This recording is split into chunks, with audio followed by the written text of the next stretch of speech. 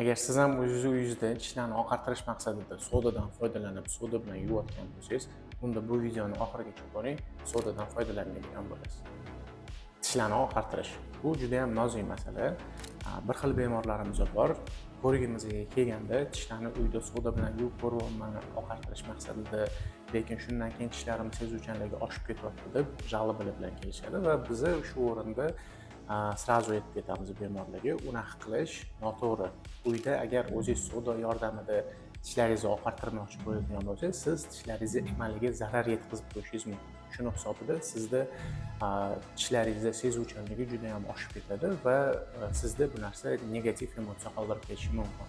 Agar tishlaringizni oqartirishni xohlayotgan bo'lsangiz, stomatolog ko'rigiga keladigan bo'lsangiz, stomatologlarda maxsus uskunalar bor, maxsus gellar bor. Shu gellar orqali siz tishlaringizni oqartiradigan bo'lsangiz, emalingizga hech qanaqa ta'sir qilmaydi. Albatta, uskunalarni ham har xili bor. Bir xillari bor, o'zini axlajdeniyasi, ya'ni sovutish sistemasi bo'ladi. Shunaqa uskunalar bilan oqartiradigan bo'lsangiz, sizning tishlaringizni sezuvchanligi oshmaydi.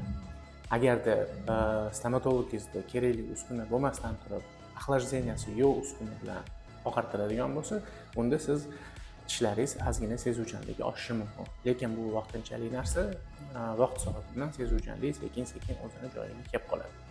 Videomiz sizlarga foydali bo'lgan bo'lsa, o'rtoqlaringizga yuborib qo'ying, bitta like bosib qo'ying, biz xursand bo'lamiz.